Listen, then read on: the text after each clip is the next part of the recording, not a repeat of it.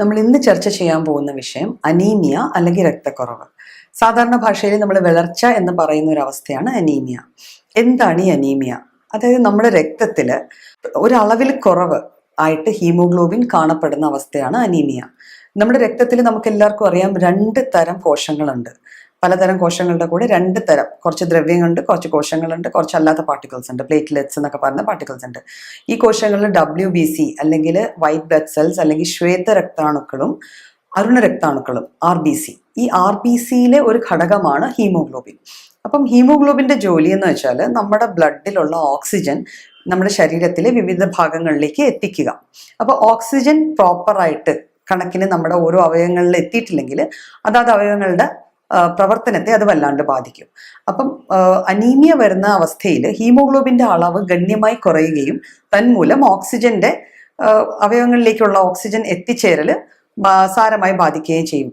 അതുകൊണ്ട് നമുക്ക് എന്തൊക്കെ ഉണ്ടാവാം? നമുക്ക് വിളർച്ച ഉണ്ടാവാം, ക്ഷീണം തോന്നാം, നമുക്ക് പല നമ്മൾ ദിവസേന ചെയ്യുന്ന കാര്യങ്ങളിൽ, നമ്മൾ സ്ഥിരം ചെയ്യുന്ന കാര്യങ്ങൾ പ്രോപ്പറായിട്ട് ചെയ്യാൻ പറ്റാണ്ടാവാം, കിതപ്പ് ഫീൽ ചെയ്യുക, നമ്മൾ കുറച്ച് നടന്നു കഴിയുമ്പോൾ കിതപ്പ് ഫീൽ ചെയ്യുക, ഒരു ശ്വാസം മുട്ടൽ എന്നുള്ളൊരു തോന്നൽ വരിക. അപ്പം ഇതെല്ലാം അനീമിയ അല്ലെങ്കിൽ രക്തക്കുറവിൻ്റെ ലക്ഷണങ്ങളായിട്ടാണ് കാണപ്പെടുന്നത്. ഇത് 2 തരത്തിൽ വരാം. അതായത് ഗ്രാജുവലായിട്ട് പതുക്കെ ഗ്രോ ചെയ്ത് ഒരു അവസ്ഥയിലേക്ക് എത്തുക. അപ്പം ഞാൻ ഈ ആദ്യം പറഞ്ഞ ലക്ഷണങ്ങളൊക്കെ ഗ്രാജുവലായിട്ട് ഡെവലപ്പ് ചെയ്യുന്ന വിളർച്ച അല്ലെങ്കിൽ രക്തക്കുറവ് അല്ലെങ്കിൽ അനീമിയയുടെ ഫീച്ചേഴ്സ് ആയിരിക്കും. പിന്നെ പെട്ടെന്ന് ഒരു അനീമിയ നമുക്ക് ഉണ്ടാവാം. ഒരു സഡൻ ബ്ലഡ് ലോസ് ഉണ്ടായി, അല്ലെ, ഒരു ആക്സിഡന്റ് ഉണ്ടായി, ഒരു മുറിവുണ്ടായി, നമ്മുടെ ശരീരത്തിന് അമിതമായിട്ട് രക്തസ്രാവം ഉണ്ടായിട്ട് ബ്ലഡ് കുറഞ്ഞു പോകുമ്പോൾ അപ്പോഴും നമുക്ക് ഉണ്ടാവുന്ന ഇതേ അവസ്ഥയാണ്. നമ്മുടെ ബ്ലഡിൽ റെഡ് ബ്ലഡ് സെൽസ് കുറഞ്ഞിട്ട് ഹീമോഗ്ലോബിന്റെ അളവ് കുറഞ്ഞ് ഓക്സിജൻ എത്തിക്കില്ല. അപ്പം ഉണ്ടാവുന്ന ലക്ഷണങ്ങൾ ഇതിൽ നിന്നും വ്യത്യസ്തമാണ്. അതായത് നമ്മൾ മരിച്ചു പോകും എന്നുള്ളൊരു തോന്നൽ മുതൽ ബോധക്ഷയം വരിക, ഓർമ്മക്കുറവ് വരിക, അങ്ങനെയൊക്കെ ഉണ്ടാവും. അപ്പം അനീമിയ തന്നെ 2 രീതിയിൽ ഡെവലപ്പ് ചെയ്യാം. ഒന്ന് ഗ്രാജുവൽ ആയിട്ട് ഡെവലപ്പ് ചെയ്യാം, ഒന്ന് സഡൻ ആയിട്ട് പെട്ടെന്ന് ഡെവലപ്പ് ചെയ്യാം. ഇനി നമ്മൾ എന്തൊക്കെയാണ് അനീമിയ വരാനുള്ള കാരണങ്ങൾ? ഈ ഹീമോഗ്ലോബിന്റെ കാര്യം നമ്മൾ പറഞ്ഞല്ലോ. അപ്പൊ ഒന്നെങ്കിൽ ഈ ഹീമോഗ്ലോബിന്റെ അളവിൽ കുറവ് വരുന്നത് ഏതെങ്കിലും രീതിയിൽ ബ്ലഡ് ലോസ് അല്ലെങ്കിൽ രക്തസ്രാവം മൂലം ഉണ്ടാവാം. അപ്പം അങ്ങനെ വന്നാൽ അതിന്റെ എക്സാമ്പിൾസ് നമുക്ക് പറയാവുന്നത് ആർത്തവ രക്തം, ചില പിള്ളേരിൽ അല്ലെങ്കിൽ സ്ത്രീകളിൽ ആർത്തവ രക്തം ഓവറായിട്ട് പോയി കഴിഞ്ഞാൽ അത് പതുക്കെ അനീമിയയിലേക്ക് നയിക്കും. പിന്നെ ഫൈബ്രോയിഡ്സ് ഉണ്ടാവാം. ഫൈബ്രോയിഡ്സ്, യൂട്രസിലെ മുഴകൾ. ഈ മുഴകൾ ഉള്ളത് കൊണ്ടും ഈ രക്തത്തിന്റെ അളവ് കൂടിയിട്ട് അനീമിയയിലേക്ക് നയിച്ചെന്നിരിക്കാം. പിന്നെ പ്രസവാനന്തരം അല്ലെങ്കിൽ പ്രസവ സമയത്തുണ്ടാവുന്ന ബ്ലഡ് ലോസ്, ആ സമയത്തും അമിതമായിട്ട് രക്തം പോയി കഴിഞ്ഞാൽ അനീമിയയിലേക്ക് അത് നയിച്ചെന്നിരിക്കാം. അതുകൂടാതെ ചില വ്യക്തികൾക്ക് ആമാശയത്തിൽ ഉണ്ടാവുന്ന പുണ്ണുകളോ അല്ലെങ്കിൽ ചെറിയ മുറിവുകളോ കാരണം ബ്ലഡ് ലോസ് ഉണ്ടാവും. അത് നമ്മൾ അറിയേ പോലും ഇല്ല. മലത്തിൽ ചെറുതായിട്ട് ബ്ലഡ് പോയിക്കൊണ്ടിരിക്കും. എന്നിട്ട് ഒരു അവസ്ഥ വരുമ്പോഴാണ് നമ്മൾ അറിയുക ബ്ലഡ് ലോസ് ഉണ്ടാവുന്നുണ്ട് എന്നുള്ളത്. അനീമിയ വന്നു കഴിയുമ്പോൾ ടെസ്റ്റ് ചെയ്യുമ്പോൾ എന്താണ്, സ്റ്റൂളിൽ കുറച്ച് ബ്ലഡ് ഉണ്ട്. അപ്പൊ ഇങ്ങനത്തെ അവസ്ഥകളും നമുക്ക് അനീമിയയിൽ നയിക്കാം. അപ്പൊ അവിടെ നമുക്ക് ഉണ്ടാവുന്ന ഹീമോഗ്ലോബിന്റെ ലോസ് ആണ്, ഹീമോഗ്ലോബിന്റെ നഷ്ടമാണ്. അതുകൊണ്ടൊരു അനീമിയ ഉണ്ടാവാം. അടുത്തതായിട്ട് ഹീമോഗ്ലോബിൻ ഉണ്ടാവുന്ന സ്ഥലം, അതായത് അതിന്റെ ഉൽപാദനത്തിന്റെ പ്രക്രിയയിൽ വരുന്ന ചില മാറ്റങ്ങൾ കാരണം നമുക്ക് ഹീമോഗ്ലോബിന്റെ കുറവ് അനുഭവപ്പെടാം. അപ്പൊ ഹീമോഗ്ലോബിൻ പ്രോപ്പറായിട്ട് ഉണ്ടാവണില്ല, ഉൽപ്പാദിക്കപ്പെടുന്നില്ല. അപ്പം അതിന്റെ എന്തായിരിക്കും കാരണം? ഹീമോഗ്ലോബിൻ ഉണ്ടാക്കാൻ വേണ്ട ഘടകങ്ങളിലെ കുറവ്. അപ്പൊ നമ്മൾ ഭക്ഷണത്തിൽ നിന്ന് കുറച്ച് ഘടകങ്ങൾ ഹീമോഗ്ലോബിന്റെ പ്രിപ്പറേഷൻ അല്ലെങ്കിൽ ഹീമോഗ്ലോബിൻ ഉണ്ടാവാനായിട്ട് അത്യാവശ്യം വേണ്ടതാണ്. അത് നമ്മളറിയാം, ഇരുമ്പ്, അല്ലെ, അയൺ, ഫോളിക് ആസിഡും വൈറ്റമിൻ B12. അപ്പോൾ ഭക്ഷണത്തിൽ നിന്ന് ഈ കിട്ടുന്ന മൂലകങ്ങളിൽ എന്തെങ്കിലും വിധത്തിലുള്ള ഒരു കുറവുണ്ടായാൽ പലപ്പോഴും ഹീമോഗ്ലോബിൻ ഉണ്ടാവുന്ന പ്രക്രിയയിൽ പ്രശ്നങ്ങൾ ഉണ്ടായിട്ട് നമുക്കൊരു അനീമിയ വന്നു ചേരാം. പിന്നെ 3ാമത്തെ തരം അനീമിയ എന്ന് പറയുമ്പോൾ ഹീമോലൈറ്റിക് അനീമിയാണ്. അതായത് ഈ ഹീമോഗ്ലോബിൻ ഉണ്ടായിരിക്കുന്ന കോശങ്ങൾ പ്രായമെത്തുന്നതിന് മുമ്പ് തന്നെ അത് നശിഞ്ഞു പോവുക. ലൈസിസ് മീൻസ് മരിച്ചു പോവുക. അപ്പൊ നശിഞ്ഞു പോവുക. അങ്ങനത്തെ ഒരു സംഭവം നടന്നു കഴിഞ്ഞാലും നമുക്ക് അനീമിയയിലേക്ക് നയിക്കാവുന്നതാണ്. അപ്പൊ നമ്മൾ ഇവിടെ കൂടുതലും ചർച്ച ചെയ്യാൻ എനിക്ക് തോന്നുന്നു കുറച്ചുകൂടെ ഹെൽപ്ഫുൾ ആവുന്നത് അയൺ ഡെഫിഷ്യൻസി അനീമിയ, അല്ലെങ്കിൽ അയൺ എന്ന മൂലകം, ഇരുമ്പ് എന്ന മൂലകത്തിന്റെ കുറവ് കൊണ്ട് നമ്മൾക്ക് വന്നു ചേരാവുന്ന അനീമിയ ആയിരിക്കും. എന്തെന്ന് വെച്ചാൽ അത് നമുക്ക് കറക്റ്റ് ചെയ്യാനായിട്ട് കുറച്ചുകൂടെ എളുപ്പമുള്ള കാര്യമാണ്. അപ്പം എന്താണ് അയൺ ഡെഫിഷ്യൻസി അനീമിയ? നമ്മൾ ഭക്ഷണത്തിൽ അയൺ എന്ന മൂലകത്തിന്റെ കുറവ് വരാം. ഈ കുറവ് വരാനുള്ള കാരണങ്ങളിൽ ബ്ലഡ് ലോസ് ഒരു മെയിൻ കാരണമാണ്. അങ്ങനെ ഒരു കുറവ് വന്നു കഴിഞ്ഞാൽ നമ്മൾക്ക് ഹീമോഗ്ലോബിൻ്റെ അളവ് കുറയുകയും അത് കാരണം ഈ പറഞ്ഞ ലക്ഷണങ്ങളൊക്കെ കാണിക്കുകയും ചെയ്യാം. അപ്പം എങ്ങനെ നമുക്കിത് മീറ്റ് ചെയ്യാം എന്നുള്ളതാണ് അടുത്തത്. അപ്പോൾ ഇതിലും ജീവിതശൈലിക്ക് ഒരു വലിയ പങ്കുണ്ട് കേട്ടോ. പണ്ട് കാലങ്ങളിൽ നമ്മൾ വീട്ടിൽ ഉപയോഗിച്ചിരുന്ന പാത്രങ്ങൾ, അല്ലെങ്കിൽ വീട്ടിൽ ഉപയോഗിച്ചിരുന്ന ഉപകരണങ്ങൾ, അടുക്കളയിലെ ഉപകരണങ്ങൾ, അപ്പം എല്ലാ അസുഖങ്ങൾക്കും അടുക്കള ഒരു കാരണമാണ് എന്നുള്ളത് നമ്മുടെ മനസ്സിൽ എപ്പോഴും വേണം. അതൊന്നും ഇന്നത്തെ കാലത്ത് നമ്മൾ ഉപയോഗിക്കുന്നില്ല. നമ്മൾ ഇരുമ്പിന്റെ പിച്ചാത്തിയില്ല, ഇരുമ്പിന്റെ ചീനച്ചട്ടിയില്ല, കൽച്ചട്ടികൾ ഉപയോഗിക്കുന്നില്ല. അപ്പം ഇതിൽ നിന്നൊക്കെ നമുക്ക് ഗ്രാജുവലായിട്ട് നമ്മുടെ ഫുഡിൽ അയൺ കിട്ടിക്കൊണ്ടിരുന്നതാണ്. ഇന്ന് നമുക്ക് അതൊന്നും അവിടെ നിന്ന് കിട്ടുന്നില്ല. അതേസമയം നമുക്കറിയാം, നമുക്ക് ഏവർക്കും അറിയാം, അയൺ കുറയുന്നുണ്ട്, അയൺ ഫോർട്ടിഫൈ ചെയ്യണം. അതുകൊണ്ട് അയൺ ഫോർട്ടിഫൈഡ് ആയിട്ടുള്ള കുറേ ഫുഡുകൾ നമ്മൾ കഴിക്കുന്നുണ്ട്. അല്ലെ, കിട്ടുന്ന എല്ലാ ഫുഡിൻ്റെയും നമ്മൾ ലേബിൾ എടുത്ത് നോക്കിയാൽ അതിന് fortified with iron and calcium എന്നൊക്കെ എഴുതിയിരിക്കുന്ന കാണാം. അതുണ്ട്. അയൺ ഗുളികകൾ കഴിക്കുന്നുണ്ട്, അയൺ സിറപ്പുകൾ കഴിക്കുന്നുണ്ട്. എന്നിട്ടും ഇന്ന് അനീമിയയുടെ തോത് നമ്മുടെ കൂട്ടത്തിൽ കൂടുതലായിട്ട് കാണുന്നതിൻ്റെ മെയിൻ കാരണം നമ്മൾ ഉപയോഗിക്കുന്ന പാത്രങ്ങളോ പിച്ചാത്തികളോ അല്ലെങ്കിൽ നമ്മളുടെ ഭക്ഷണത്തിൽ നമ്മൾ ഭക്ഷണം പാകം ചെയ്യാൻ ഉപയോഗിക്കുന്ന കാര്യങ്ങളിൽ വന്ന മാറ്റങ്ങളാണ്. അതുപോലെ തന്നെ പണ്ട് നമ്മളുടെ വീടുകളിൽ ആഴ്ചയിൽ ഒരിക്കലെങ്കിലും നമ്മുടെ പറമ്പിലെ ചീര അല്ലെങ്കിൽ ഇലകൾ ഒരു ഭക്ഷ്യവസ്തുവായിട്ട് ഉപയോഗിക്കപ്പെടാറുണ്ടായിരുന്നു. ഇന്നത് ഒരു ഫാഷൻ സേക്കിന് ആരെങ്കിലും ഒക്കെ ചെയ്യുന്നു എന്നല്ലാതെ ഒരു റെഗുലർ ബേസിസിൽ നമ്മുടെ വീട്ടിൽ നമ്മൾ ഇലക്കറികളൊന്നും ഉപയോഗിക്കാറില്ല. ഇനി ഉപയോഗിക്കുന്നുണ്ടെന്നിരിക്കട്ടെ, അത് എക്സോട്ടിക് ആയിട്ടുള്ള ഇലകൾ, അല്ലെ, പേര് കേൾക്കാത്ത കുറേ ഇലകളുണ്ട്. അവയെല്ലാം മോശമാണെന്നല്ല ഞാൻ പറയുന്നത്. എന്നാലും അതെല്ലാം മേടിച്ച് വലിയ വലിയ മോളുകളിൽ നിന്ന് മേടിച്ച് നമ്മൾ ഉപയോഗിക്കുന്നതെന്നല്ലാതെ നമ്മുടെ ചുറ്റുവട്ടം കാണുന്ന ചെറുചീരകളൊന്നും നമ്മൾ ഉപയോഗിക്കുന്നില്ല. അപ്പം അത് നമ്മുടെ ഭക്ഷണത്തിൽ നിന്ന് മാറിയതോടെയാണ് ഈ പറയുന്ന വിധത്തിൽ അനീമിയ നമ്മളെ ബാധിക്കാൻ തുടങ്ങിയത്. അപ്പം എന്തൊക്കെ ഭക്ഷണങ്ങൾ കഴിച്ചാൽ നമുക്ക് നമ്മുടെ ശരീരത്തിൽ അയണിൻ്റെ അളവ് കൂട്ടാൻ പറ്റുമെന്ന് നോക്കാം. അപ്പം അയണിൻ്റെ അളവ് നമുക്കറിയാം, അയൺ ഏറ്റവും കൂടുതൽ നമുക്ക് കിട്ടുന്നത് മാംസാഹാരത്തിൽ നിന്നാണ്. മാംസാഹാരം റെഗുലറായിട്ട് ഇപ്പം നമ്മൾ എല്ലാ ദിവസവും കഴിക്കുന്നതല്ല, എന്നാലും റെഗുലറായിട്ട് നമ്മുടെ ഭക്ഷണത്തിൽ ചേർത്ത് കഴിഞ്ഞാൽ അതിൽ നിന്ന് നമുക്ക് അയൺ നന്നായി കിട്ടും. പിന്നെ പച്ചക്കറികളിൽ നിന്ന് കിട്ടുന്ന അയൺ എന്ന് പറയുമ്പോൾ കൂടുതലും ഇലക്കറികളിൽ നിന്നാണ് കിട്ടുന്നത്. ഈ ഇലക്കറികളിലെ അയൺ നമ്മളുടെ ശരീരം ആഗിരണം ചെയ്യണമെങ്കിൽ അതിൻ്റെ കൂടെ ചെല്ലുന്ന കുറച്ച് ഏജൻസും കൂടെ വേണം. അതിനാണ് നമുക്കൊരു സിമ്പിൾ ആയിട്ടൊരു എക്സാമ്പിൾ പറയാം. ഡെക്സ് ഓറഞ്ച് നിങ്ങൾ എല്ലാവരും കേട്ട് കാണും, അല്ലെ? ഒരു അയൺ സപ്ലിമെന്റ് ചെയ്യുന്ന ഒരു മരുന്നാണ്. അതിൽ ആ ഓറഞ്ച് എന്നുള്ളൊരു വാക്ക് ശ്രദ്ധിച്ചോ? അയൺ അബ്സോർബ് ചെയ്യണമെങ്കിൽ നമുക്ക് സിട്രസ് ആയിട്ടുള്ള എന്തെങ്കിലും, എസ്കോർബിക് ആസിഡ്, അതായത് വൈറ്റമിൻ സി ചേർന്ന ഏതെങ്കിലും ഒരു സാധനം കൂടെ ഉണ്ടെങ്കിൽ അയൺ കുറച്ചുകൂടെ എളുപ്പത്തിൽ ആഗിരണം ചെയ്യപ്പെടും.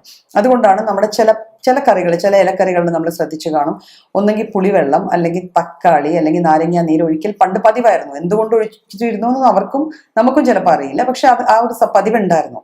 അതിന് കാരണം സിട്രിക് ആസിഡ് ചെന്ന് കഴിഞ്ഞാൽ ഇലക്കറികളിൽ നിന്നുള്ള അയൺ നമ്മുടെ ശരീരത്തിന് കുറച്ചുകൂടെ കൂടുതലായിട്ട് ആഗിരണം ചെയ്യാൻ പറ്റും. പിന്നെ പണ്ട് ഇലക്കറികൾ വെച്ചിരുന്ന ചട്ടികൾ, ഇപ്പം കഴിഞ്ഞിടക്കൊക്കെ ഇങ്ങനെ ഒരു ക്ലെയിം വന്നിരുന്നു, ചില ഇലക്കറികൾ ചട്ടിയിൽ വെച്ച് ഒരു മാസം ഇത്ര ദിവസം കഴിച്ചു കഴിഞ്ഞാൽ നമ്മുടെ ബ്ലഡിലെ ഹീമോഗ്ലോബിന്റെ ലെവൽസ് നമുക്ക് ഗണ്യമായിട്ട്, അല്ലെങ്കിൽ ഇത്ര പോയിന്റ്സ് കൂട്ടാൻ പറ്റുമെന്ന്. അപ്പം ആ വിധത്തിലുള്ള കാര്യങ്ങൾ നമ്മൾ ചെയ്തു കഴിഞ്ഞാലും നമ്മളുടെ ബോഡിയിലെ അയണിന്റെ അളവ് കൂട്ടാൻ പറ്റും. പിന്നെ ധാരാളം പഴവർഗ്ഗങ്ങൾ, തൊലി കളയാതെ ഉപയോഗിക്കുന്ന ധാന്യങ്ങൾ, അതായത് തവിട് കളയാതെ ഉപയോഗിക്കുന്ന ധാന്യങ്ങളെല്ലാം നമുക്ക് അയൺ റിച്ച് ആണ്. അതൊക്കെ നമ്മുടെ ഭക്ഷണത്തിൽ കൃത്യമായിട്ട് ഉപയോഗിച്ച് കഴിഞ്ഞാൽ നമുക്ക് അയൺ ഡെഫിഷ്യൻസി അനീമിയയിൽ നിന്ന് ഒരു പരിധി വരെ രക്ഷപ്പെടാൻ പറ്റുന്നതാണ്. അപ്പം നമ്മൾ അയൺ ഡെഫിഷ്യൻസി അനീമിയയെക്കുറിച്ച് അത്യാവശ്യം പറഞ്ഞു കഴിഞ്ഞു. ഇനി അനീമിയ വരാനുള്ള വേറെ ചില കാരണങ്ങളുണ്ട്. ലൈക്ക് നമ്മൾ അയണൊക്കെ കഴിക്കുന്നുണ്ട്. അയൺ ഡെഫിഷ്യൻസി വരാതിരിക്കാനായിട്ട് നമ്മൾ അയൺ ഗുളികകളോ അയൺ അടങ്ങിയ ഭക്ഷണം എല്ലാം കഴിക്കുന്നുണ്ട്. പക്ഷെ നമ്മുടെ ശരീരത്തിന് ഈ അയൺ എടുക്കാൻ പറ്റുന്നില്ല. അതിന് ചില കാരണങ്ങളുണ്ട്.